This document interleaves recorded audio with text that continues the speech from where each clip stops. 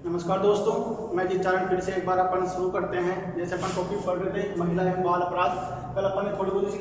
ठीक है फ्रेंड्स, अब देखते हैं अपन नया टॉपिक। अपन ने 2 टॉपिक कंप्लीट कर लिए हैं। 2018 वाला अपन ने जस्ट अभी किया ही है। साथ ही अपन ने जो भारतीय दंड संहिता 1860 था वो टॉपिक अपन कंप्लीट कर लिया है। अब एक नए अधिनियम के ऊपर चर्चा करते हैं जो कि बहुत जरूरी है और आज के वर्तमान टाइम में तो देखा जाए तो बहुत ज्यादा तर्कसंगत भी है, क्योंकि आए दिन ऐसी घटनाएं तो बार बार देखने को मिल रही है। क्योंकि इसके अंदर जो आपके सिलेबस में जो जोड़ा गया है ना, वो सारी वही चीजें जोड़ी गई है जो वर्तमान टाइम में या कह सकते हैं वर्तमान परिप्रेक्ष्य में बहुत ज्यादा सटीक साबित हो। क्योंकि ऐसी आए दिन जो घटनाएं देखने को मिल रही है वो ही इन चीजों से रूबरू करवाया गया है अपने को इस राजस्थान पुलिस के सिलेबस में। क्योंकि भावी पुलिस वाले बनने जा रहे हो, सीधी सी बात है। और भावी पुलिस वालों को कम से कम इतनी नॉलेज तो होनी चाहिए, कानून की नॉलेज तो होनी चाहिए ना, कौन कौन से कानून किस प्रकार के बने हुए, उनके लिए सजाओं प्रावधान क्या है। हालांकि ट्रेनिंग में उनको सब कुछ सिखाया जाता है, बट फिर भी एक भावी पुलिस वाले को थोड़ी बहुत इनकी नॉलेज होनी चाहिए। आज हम पढ़ेंगे दहेज निषेध अधिनियम, निषेध अधिनियम 1961। ठीक है, अब देखो साहब कि अपना टाइटल क्या है, दहेज निषेध अधिनियम। अब आप लोग सब जानते हो दहेज शब्द से आप लोग सब परिचित हो कि साहब दहेज शब्द क्या होता है। इसको इसको ज्यादा विस्तार करने की जरूरत नहीं है, इसको व्याख्या करने की आवश्यकता नहीं है। कि आप सब जो लोग जानते हो जब किसी लड़की की शादी होती है तो विवाह के समय उसके पिता द्वारा जो धन दिया जाता है, जो संपत्ति दी जाती है, जो आभूषण दिए जाते हैं, जो कीमती चीजें दी जाती है, वो सभी चीजों को अपन किस में शामिल करते हैं, दहेज में शामिल करते हैं। या कह सकते हैं एक प्रकार से शॉर्ट में स्पष्ट में अपन कह सकते हैं कि दहेज वह है जो एक प्रकार से एक लड़की के पिता को शादी के एवज में देना पड़ता है लड़के को, या कह सकते हैं कि वर पक्ष को, वधु पक्ष के द्वारा दिया गया एक प्रकार से वह मूल्य जो एक प्रकार से दहेज के अंतर्गत आता है। और इसके कारण क्या होता है, कई बार जो आर्थिक रूप से संपन्न परिवार नहीं है उनके लिए अपनी लड़की की शादी करना भी एक प्रकार से गुनाह सा हो जाता है। सही बोल रहा हूं मैं, गुनाह सा हो जाता है। कैसे हो जाता है गुनाह, क्योंकि मान लो एक लड़के किसी परिवार में है और वो आर्थिक रूप से संपन्न नहीं है अच्छा खासा दहेज देने के लिए, तो उसकी लड़की की शादी होना समाज में मुश्किल सा कार्य हो जाता है। एक बहुत पहाड़ सा लगने लगता है उसके पिता को कि मैं मेरी बेटी की शादी कैसे करूंगा। क्योंकि आजकल जो इतनी बेरोजगारी और गरीबी बढ़ रही है उसके दौरान एक परिवार का ढंग से पालन पोषण भी अच्छे से नहीं हो पाता है। इतनी आमदनी होती है इंसान की और उस आमदनी के दौरान वह उसने पढ़ा लिखा के उस बच्ची को बड़ा कर दिया, और बड़ा करने के बाद फिर उसके सामने सबसे बड़ी विकराल समस्या कब आती है, जब उसकी बच्ची बड़ी हो जाती है, विवाह की उम्र उसकी हो जाती है। तो फिर जैसे जैसे विवाह की उम्र पास आने लगती है लड़की की और पिता के सर की सलवटें बढ़ने लग जाती है, उसके सामने हमेशा एक ही टेंशन रहती है कि साहब मेरी लड़की बड़ी हो रही है, विवाह की उम्र इसकी हो रही है और अब मैं इसकी शादी कैसे करूंगा, क्योंकि जो भी आएगा वह दहेज मांगेगा, बिना दहेज को शादी करने को तैयार होगा नहीं, और मैं मेरी लड़कियां घर कैसे बसाऊंगा। तो ये सारी समस्याएं हैं, इसीलिए दहेज निषेध अधिनियम 1961 की जरूरत पड़ी। ठीक है, अब क्या होता है कि इसके अंदर पहली बात अपन देखते हैं कि इसमें क्या क्या बदलाव, संशोधन। इसके अंदर एक संशोधन किया गया 1986 के दौरान। दहेज निषेध अधिनियम के जो अपन बात कर रहे हैं इसमें संशोधन कब हुआ, 1986 में इसमें संशोधन किया गया है। और संशोधन के बाद में कुछ शर्तें रखी गई है, उन शर्तों के आधार पर अपन देखते हैं कौन कौन सी सजाएं मिलती है, किस प्रकार की सजाएं मिलती है, क्या क्या प्रावधान है, वो चीजें अपन एक बार देखते हैं इसकी। ठीक है, तो वो अपन देख लेते हैं। अब बात कर लेते हैं कि सजा कौन कौन सी मिलेगी इसके अंदर। अपन पढ़ रहे हैं दहेज निषेध अधिनियम 1961। अब इसमें सजाओं का प्रावधान क्या है वो देखो। अगर मान लो ऐसा कोई करता हुआ पाया जाता है तो सीधा सीधा एक स्पष्ट जो है वो तो ये है कि 5 वर्ष की तो इसकी क्या है, कैद है, मतलब 5 वर्ष की तो सजा है, प्लस इसके साथ क्या दे रखा है, 15,000 रुपए का जुर्माना दे रखा है। ये तो हो गई कॉमन सामान्य सी बात कि 5 वर्ष की कैद दे रखी है और 15,000 रुपए का क्या किया गया है, इसके साथ साथ जुर्माना दिया हुआ है। ठीक है, अब साथ बात एक दूसरी स्थिति आती है। दूसरी स्थिति क्या आती है वो देखिए, जैसे मानो कई बार आपने देखा होगा कि उकसाने वाले भी होते हैं, मिलिटेंट भी तो होते हैं ना, जिस पड़ोसी रिश्तेदार कि तेरे को तो तेरे बेटे की शादी में इतना दहेज लेना चाहिए, तेरा बेटा ड्यूटी लग गया, तेरा बेटा गवर्नमेंट जॉब लग गया, तेरे को इतना लेना चाहिए, वो लेना चाहिए, मतलब हर प्रकार की बातें, रिश्तेदार पड़ोसी बहुत से ऐसे लोग आते हैं जो भड़काने के लिए उकसाने के लिए आ जाते हैं, ठीक है। तो उनके लिए भी इलाज किया गया है साहब। क्या इलाज किया गया? देखो उकसाने वाले, अगर मान लो किसी ने उकसाया है और ये प्रूव हो जाता है, साबित हो जाता है कि उकसाने के अंदर इस व्यक्ति की भी संदिग्ध भूमिका रही है, तो उसके अंदर साफ साफ प्रावधान है 6 माह की कैद और 5,000 क्या रखा है? जुर्माना रखा हुआ है इसका। अब देखो साहब उकसाने वालों की खेल नहीं है, क्योंकि उकसाने वाले अगर मानो साबित हो जाता है कि किसने उकसाया है तो 6 माह की तो सीधी सीधी कैद दे रखी है, ठीक है, और 5,000 रुपए का इसके साथ साथ जुर्माना दे रखा है कि अगर मान लो उकसाने में उसकी भूमिका पाई गई है तो 6 माह के लिए उसको अंदर भी जाना पड़ सकता है और 5 वर्ष की कैद भी हो सकती है इसकी। अब बात करते हैं अपन इसकी कि इसके अंदर और क्या प्रावधान है, वो देखो इन्हीं सजाओं के ऊपर बात कर रहे हैं अपन। सजा का इसका मीटर लंबा थोड़ा दे रखा है तो किसी प्रकार से कोई बच ना सके, ठीक है। तो इसमें देखो सजाओं में और क्या दे रखा है, जैसे कि अपन बात की उकसाने के ऊपर कि उकसाने की जो सजा है वह 6 माह है और 5,000 रुपए है। अब इसी को आगे विस्तारित किया गया है, इसी को बढ़ाया गया है। जैसे मान लो उकसाने के आधार पे ये हो सकता है कि माता पिता द्वारा भी ली जा सकती है, जो दहेज है माता पिता भी बोल सकते हैं, रिश्तेदार भी इसके अंदर आ सकते हैं, इसमें आस पास के पड़ोसी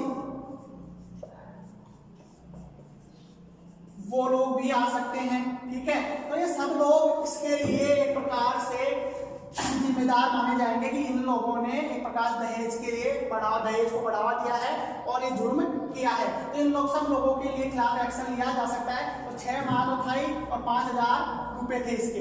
अब साहब इसको क्या किया गया, इस सजा को क्या किया गया, बढ़ा दिया गया, संशोधन कर दिया इसके अंदर। अब पहले तो ये था कि 6 माह था और 5,000 था, अब क्या किया गया, इसके अंदर बदलाव कर दिया गया।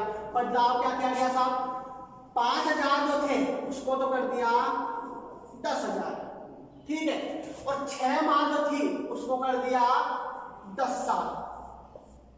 6 माह से 10 साल तक डिपेंड करता है न्यायालय पे, मैं कितनी देर, 6 माह भी हो सकते हैं, 2, 3, 4, 5, 6 साल, 10 साल कितना हो सकता है, मतलब 6 माह से 10 साल, ठीक है। 5,000 से 10,000, सीधा सीधा गणित याद रखना है, 10 साल 10,000 बढ़ा दिया गया, ठीक है। अब सबसे मजेदार बात सुनो, उसके अंदर सबसे बड़ी जो इंटरेस्टिंग बात वो है इसमें उकसाने में सजा के अंदर, वो क्या है वो सुनो। देखो इसमें क्या है कि अगर मान लो ये जो चीज है वो है 10 साल की 10,000 रुपए, तो प्लस इसमें एक बात अलग से ऐड की हुई है, वो बहुत गौर करने वाली बात है।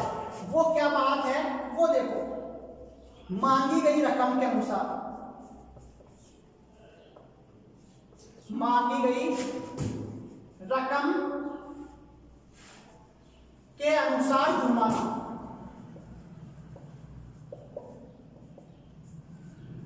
अब इसको समझो क्या है, मांगी गई रकम के अनुसार जुर्माना कैसे, ये लाइन बहुत ज्यादा इंपॉर्टेंट है और आपको अच्छे से ध्यान रखनी, तो समझ सकता है इसका कि मांगी गई रकम के अनुसार जुर्माना के साथ, जैसे मान लो ये तो नॉर्मल सजाएं थी जो सबके ऊपर लागू होती है, इसमें एक बार और है, अगर न्यायालय चाहे तो उसमें मांगी गई रकम, जैसे मान लो आपने शादी में 2 लाख रुपए मांगे हैं साहब दहेज में अलग से, जो कहते ना वो एक प्रकार से देसी भाषा में बोलते हैं टिक्का वगैरह एक पट्टन होती है वो, तो 2 लाख रुपए उन्होंने एडवांस मांग लिए, तो 2 लाख रुपए का जुर्माना सीधा सीधा लगाया जा सकता है। मांगी गई रकम के अनुसार जुर्माना तय किया जा सकता है न्यायालय के द्वारा, ठीक है। तो ये तो रही अपनी सजाओं की बात। अब अपन इसकी बात करते हैं कुछ कॉमन धाराओं की, इसमें कौन कौन सी धाराएं लगी हुई है, तो वो एक बार अपन देखते हैं। इसके साथ अब 498A के अंदर क्या है वो देखो आप, इसके अंदर देखना है दहेज के लिए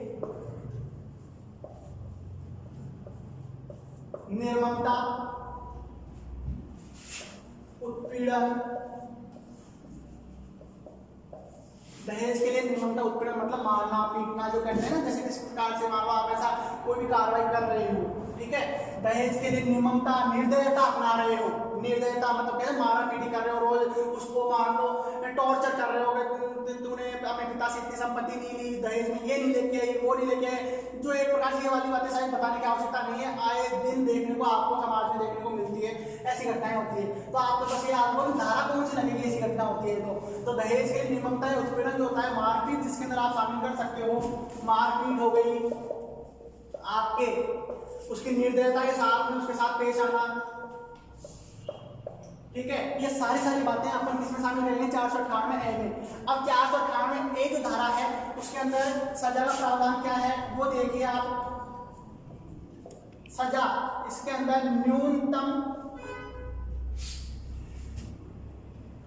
न्यूनतम जो सजा है वो कम से कम 3 वर्ष की इसके अंदर दे रखी है। किसके अंदर?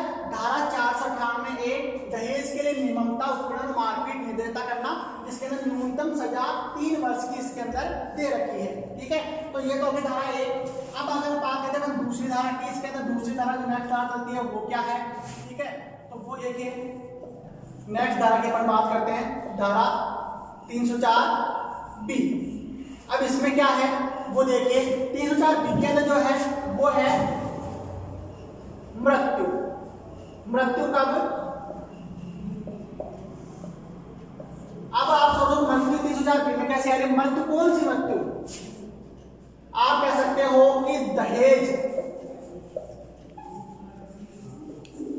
उत्पीड़न के दौरान किसी महिला की मृत्यु।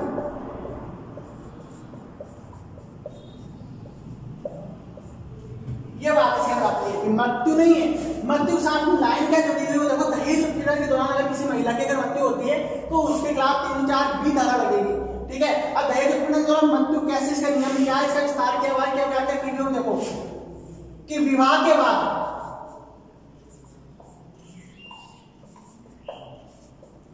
7 वर्ष के दौरान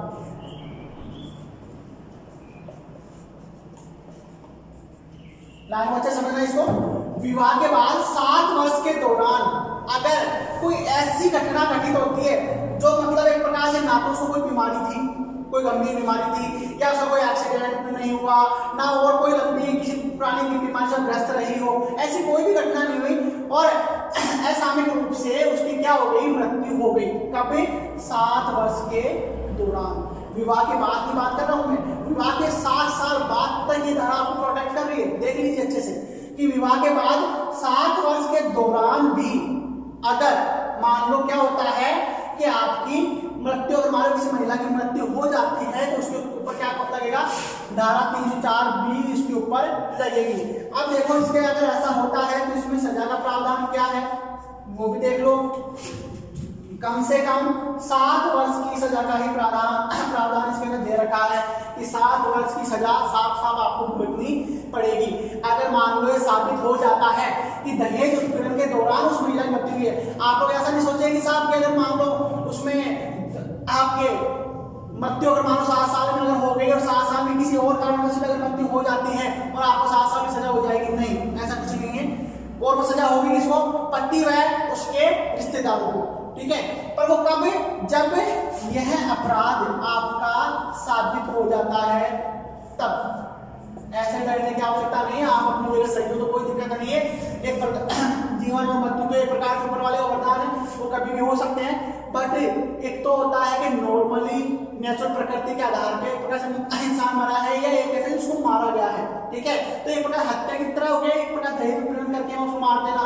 जैसे आपने देखा होगा ऐसी घटना होती है, केरोसिन डालकर मार दिया, गैस को पहले चालू छोड़ दिया गया, उससे उसकी आग लग गई, मर गई, किसी प्रकार से जहर देके मार देना। और भी कई तरीके होते हैं मारने वाले तरीके, मेरे को बताने की आवश्यकता नहीं, आए दिन आप लोग देखते हो। तो मैं बात कर रहा हूँ साबित हो जाए तो, साबित अगर हो जाता है ऐसा तो साबित होने के दौरान क्या होता है कि 7 वर्ष के दौरान अगर मान लो किसी महिला की मृत्यु हुई है और ये साबित हो जाता है कि दहेज उत्पीड़न के दौरान उसकी मृत्यु हुई है, तो फिर उसके पति व रिश्तेदारों को सजा होगी और 7 वर्ष की सजा का प्रावधान उसके लिए किया हुआ है। अब देखते हैं इसकी नेक्स्ट धारा जो इसकी जुड़ी हुई भी धारा है वो देखो, क्योंकि इन धाराओं से ही जो क्या है क्वेश्चन बनेंगे। क्वेश्चन बनने का जो मेन फॉर्मेट आ रहा है सामने अभी तक वो यही आ रहा है कि धाराओं की जो क्वेश्चन है वो जगह उसको धाराएं उसमें ज्यादा सिलेबस में दे रखी है। धारा 306, अब इसमें क्या है, धारा 306 में क्या है, आत्महत्या के लिए मजबूर करना, मजबूर करना या आप कह सकते हो उकसाना, मतलब आत्महत्या के लिए मजबूर करना, उकसाना, या फिर कह सकते हैं कि तंग आकर महिला खुद ही आत्महत्या कर लेती है।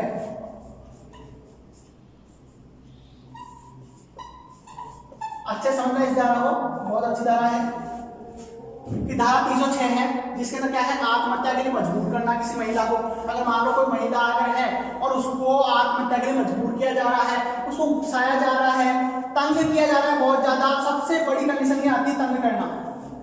मजबूरी में फिर भी इंसान नहीं मरता है, उकसाने पर नहीं मरता है, पर तंग आकर कहते हैं डिप्रेशन में आता है। वो यही बात है, जब मान लो कोई महिला है उसको बार बार उसके सास द्वारा, उसके पति द्वारा, उसके रिश्तेदारों द्वारा बार बार टॉर्चर किया जा रहा है कि तेरे पिता ने तेरे को दिया ही क्या है, दहेज के लिए बार बार उसको आए दिन ताने सुनने को मिलते हैं। ठीक है, सोते उठते बैठते मतलब हर दिन में 10 बार ताने सुनने को मिलते हैं कि तेरे बाप ने ये नहीं दिया, वो नहीं दिया, ये नहीं दिया। ठीक है, तो मतलब एक महिला कब तक, एक लड़की कब तक उसको उस जो है भाद्रा से उसको कब तक झेल पाएगी। ठीक है, मतलब मेंटली वो इतनी डिस्टर्ब हो जाती है, मानसिक रूप से वो इतनी विकसित हो जाती है कि फिर उसको ये लगता है कि यार ये जीवन मेरे लिए क्यों है, कम से कम मैं मर जाऊं तो मेरे को कम से कम आए दिन की टॉर्चर से तो छुटकारा मिले। उस टॉर्चर से छुटकारा पाने के लिए क्या करती है वो, लास्ट में आत्महत्या वाला कदम उठाती है। तो साहब अब इसके अंदर देखो साफ साफ क्या इसने मन से आत्महत्या की क्या, नहीं की ना।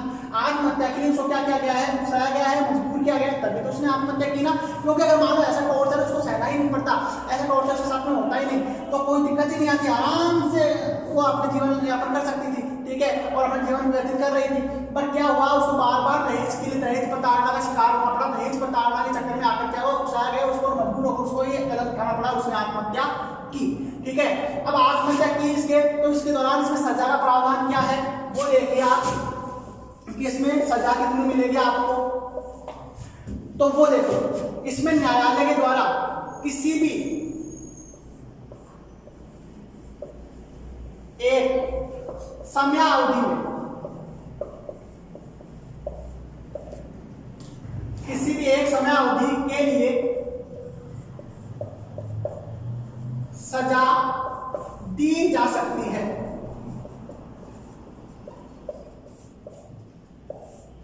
कैसे दी जा सकती है वो देखिए अब आप कि ये जो सजा है वो क्या है, आपको समझ में नहीं आई होगी, इसको मैं आपको डिस्क्राइब करता हूं क्या है। किसी भी एक समय अवधि में, कोई भी निश्चित समय अवधि के दौरान कि वह किस हद तक उसको टॉर्चर किया गया था, किस प्रकार किया गया था, कितना अपराध साबित हुआ है, तो न्यायालय के द्वारा किसी भी एक समय अवधि तक उसको सजा सुनाई जा सकती है। कोई फिक्स नहीं है, बट ये जरूर फिक्स किया हुआ है कि अगर मान लो एक बार सजा दे दी तो उसको आगे 10 वर्ष के लिए भी बढ़ाया जा सकता है। 10 वर्ष के लिए क्या किया जा सकता है, बढ़ाया जा सकता है। ये जरूर किया हुआ है कि किसी एक समय अवधि के दौरान वह सजा मिलेगी उसको, बट ये सजा आगे भी चलकर उसको बढ़ाया जा सकता है। तो ये थी आपकी धारा 306 की बात। अब बात करते हैं अपन इससे संबंधित कुछ शब्दावलियों की। दहेज से संबंधित कुछ शब्दावलियां दे रखी है, उन शब्दावलियों में क्या दे रखा है वो चीज अपन देखते हैं। तो उनको आप एक बार अच्छे से देख लीजिए कि सीधा सिंपल सा क्वेश्चन अगर बनाना पड़ता है तो उसमें भी बन जाता है। एक तो आपके आता है स्त्रीधन, और एक आपके शब्द आता है उपहार। दो शब्दावली दे रखी है इससे संबंधित, तो इनका भी अपन नॉलेज में होना जरूरी है। स्त्रीधन, सब स्त्रीधन क्या है, ठीक है, सुनिए स्त्रीधन क्या है। आभूषण, उसके बाद कीमती सामान, या फिर अन्य घरेलू सामान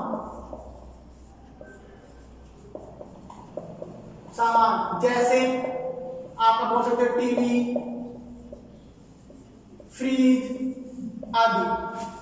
ठीक है, ये सारे क्या आते हैं, स्त्री धन में आते हैं। स्त्री क्योंकि स्त्री शादी के समय, एक लड़की शादी के समय अपने साथ जो भी जितनी भी सामग्री लेके आती है वह स्त्री धन में ही शामिल किया जाता है। जिसके अंदर आप जेवर आभूषण कर सकते हो, कीमती सामान कह सकते हो, अन्य कोई भी घरेलू सामान, टीवी, फ्रिज एक्सेट्रा जो भी है वो सारा सामान वो स्त्री धन कहलाता है। मतलब स्त्री का धन है वह, किसी और का उसके ऊपर अधिकार साफ नहीं है। इसका मतलब ये बनता है। अब बात करते हैं उपहार की, कि उपहार में क्या आता है। उपहार में शादी के वक्त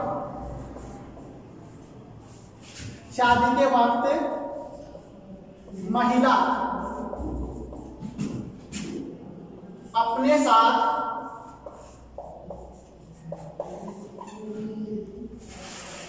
पति व रिश्तेदारों के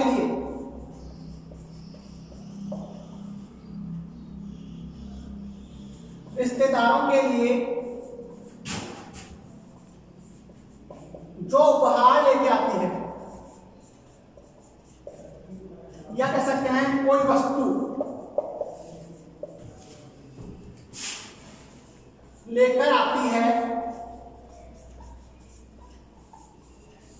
वह उपहार की श्रेणी में आते हैं।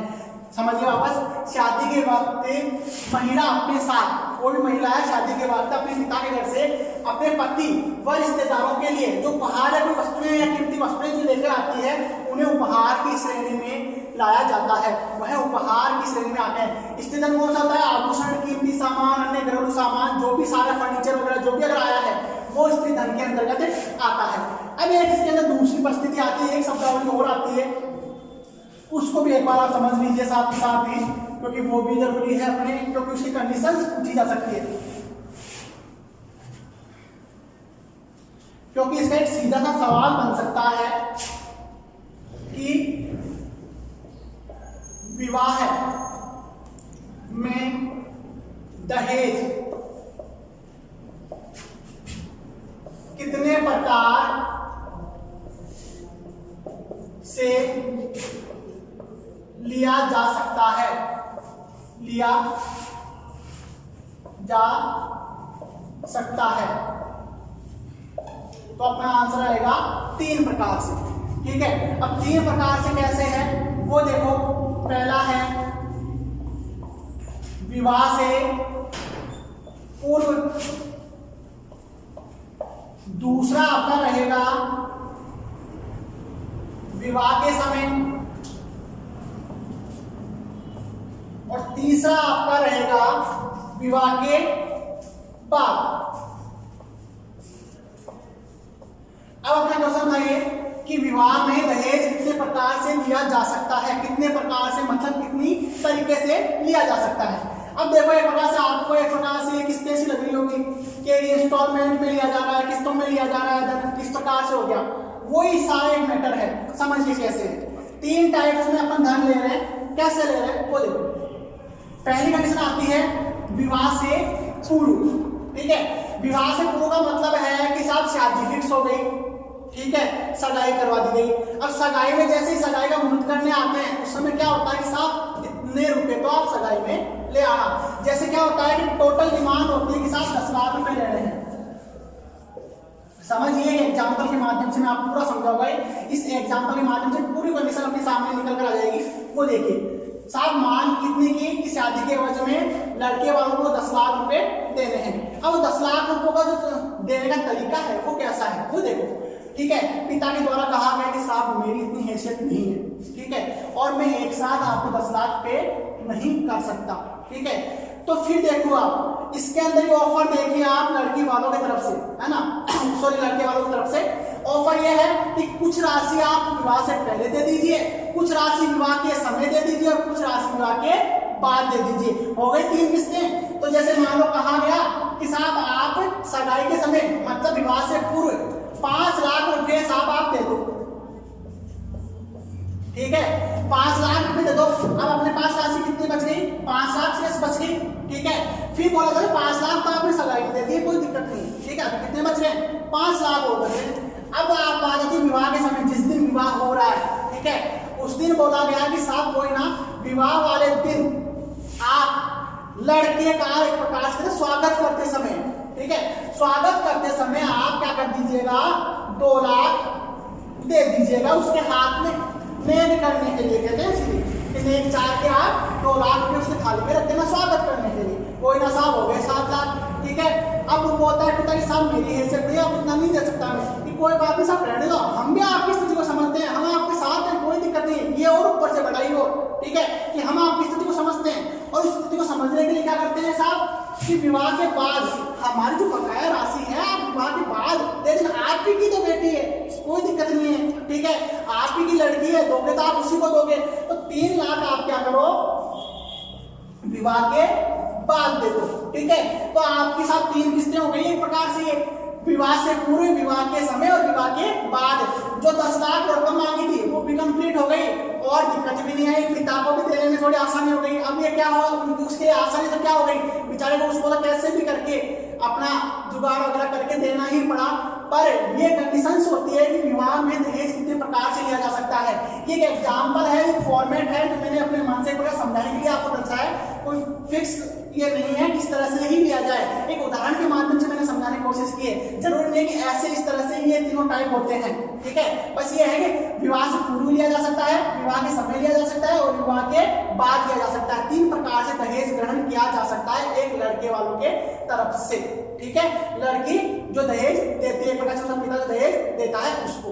अब इसके बाद दहेज जो अपना टॉपिक चल रहा है,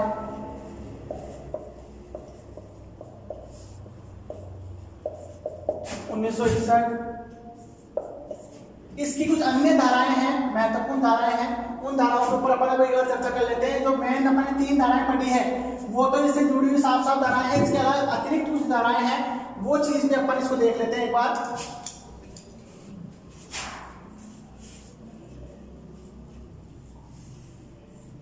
अब देखिए इसकी जो अन्य धाराएं हैं उनके ऊपर चर्चा करते हैं। जैसे अपन ने 3-4 धाराओं की चर्चा कर ली है, जैसे हमारा 498 ए की अपन ने चर्चा कर ली, 304 बी की अपन ने चर्चा कर ली और अपन 306 की अपन ने चर्चा कर ली। अब अपन चर्चा करते हैं इसकी अन्य धाराओं। धारा 2, ये छोटी छोटी धाराएं हैं जो एक साथ अपन क्लियर हो जाएगी। धारा 3, धारा 4, धारा 4A, धारा 6, धारा 8 और धारा 8A, सॉरी A और ये B, ठीक है।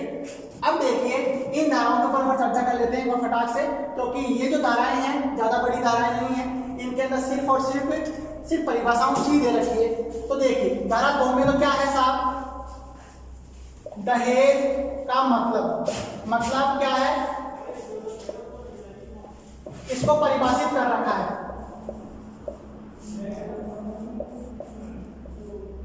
दहेज को, धारा 2 में क्या है, दहेज को मतलब दे रखा है और दहेज को परिभाषित कर रखा है। धारा 3 देखिए, दहेज लेन देन अपराध है,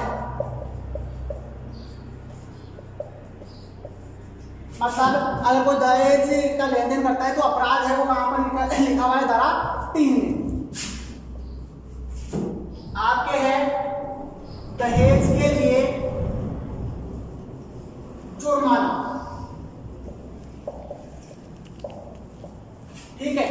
4 में क्या लिखा है, दहेज के लिए जुर्माना। 4A में क्या है सर, कि मीडिया के माध्यम से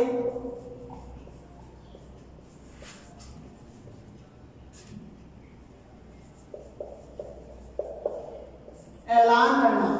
अब समझिए इसको, ऐलान करना क्या है, मीडिया के माध्यम से ऐलान करना क्या है, कि मतलब मान लो शादी हो रही है और शादी के दौरान वर पक्ष द्वारा, मतलब लड़के वालों के द्वारा ये मामले सार्वजनिक घोषणा की जाती है कि लड़की के पिता की जो है संपत्ति उसमें से इतना % हिस्सा मेरा होगा अब से, किस एवज में, शादी करने की एवज में। तो लड़के पिता ने क्या किया, लड़की के पिता की संपत्ति में से हिस्सा एक प्रकार से ले लिया और सार्वजनिक रूप से एक प्रकार से घोषणा ये कर दी कि साहब इसकी संपत्ति में से इतना % जो हिस्सा है वो मेरा आज से होगा। क्यों होगा, क्योंकि मैंने मेरे लड़के से इसकी लड़की की शादी की है उसके एवज में। अब देखिए अगला कि धारा 6 के अंदर क्या है, ठीक है। तो धारा 6 के अंदर है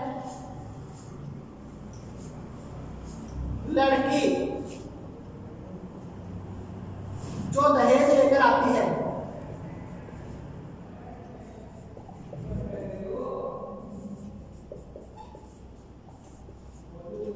वह दहेज किसी अन्य रिश्तेदार द्वारा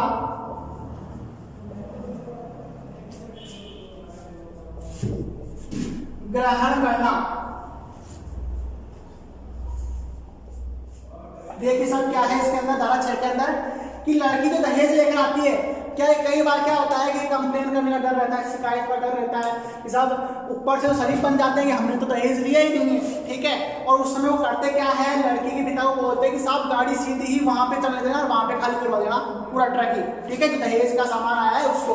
तो इसके अंदर धारा 6 उसके ऊपर लगेगी अगर पता चल जाता है कि दहेज कहीं और शिफ्ट करवाया गया है, ठीक है, तो वह आपके लड़की जो दहेज लेकर आती है वो दहेज किसी अन्य रिश्तेदार द्वारा ग्रहण करना, कोई अन्य रिश्तेदार ग्रहण करता है तो वह आपकी क्या होगी, धारा 6 वहां पर लगेगी।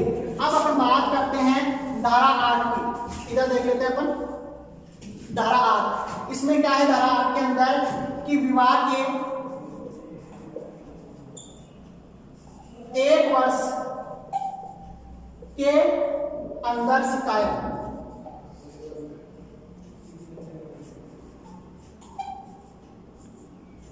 ठीक है। क्या आपको क्या करना है, धारा 8A के अंदर क्या है, विवाह के 1 वर्ष के दौरान क्या करना, शिकायत। अगर मान लो विवाह को 1 साल हो गया और उसके अंदर क्या हुआ है कि उसकी शिकायत हो गई है, किस प्रकार की शिकायत हो गई है कि उसके वो दहेज के लिए परेशान किया जा रहा है, उसको महिला को जो भी है दहेज से संबंधित पीड़िता है उसके। अब बात करते हैं धारा 8B, ये सबसे इंपॉर्टेंट धारा है और श्योर है 99% इसमें से क्वेश्चन आपको मिल जाएगा। ये क्वेश्चन आपको मिलेगा, इसके ऊपर अच्छे से स्टार वगैरह लगा लेना क्योंकि धारा 8B है, ये क्वेश्चन आपको 99% आपको पेपर में जरूर मिलेगा, ठीक है। क्या है इसमें, दहेज निषेध अधिकारी की नियुक्ति,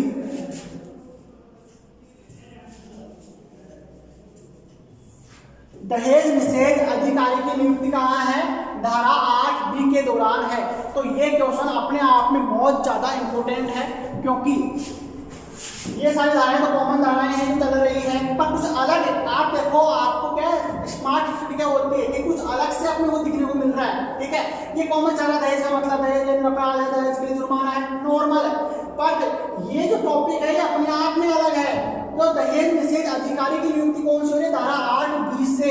तो ये चीज अपने को अच्छे से याद रखनी है कि क्वेश्चन अपने सीधा आएगा, दहेज निषेध अधिकारी की नियुक्ति कौन सी धारा के अंतर्गत की गई है, तो धारा 8B के दौरान दहेज निषेध अधिकारी की नियुक्ति की गई है। तो सर अब देखिए ये रहा अपना जो टॉपिक दहेज निषेध अधिनियम और इससे जुड़ी संबंधित कुछ धाराएं जो अपन ने अच्छे से डिस्कशन की है और अच्छे से पढ़ी भी है, ठीक है। अब अपने को क्या करना है, इन धाराओं को क्रम से एक बार अपने पास में लिखना है और क्रम से इन धाराओं को लिखने के बाद में एक एक धारा को अच्छे से याद करना है क्योंकि मैंने आपको बार बार एक ही बात रिपीट की है कि जो क्वेश्चन है वो कहाँ से निकलेगा, अधिकतर धाराओं से निकलेगा। अब एक इस अधिनियम से जुड़ी हुई लास्ट बात है मुख्य, वो मैं आपको और बता देता हूँ, ठीक है। तो वो आप देख लीजिए फटाफट क्या है उसके अंदर, वो देखिए क्योंकि ये तो धाराओं की बात थी और इससे जुड़ी हुई एक महत्वपूर्ण बात और लिखी गई है, वो क्या है, वो देखो,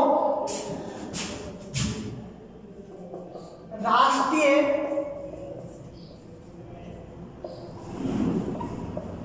महिला आयोग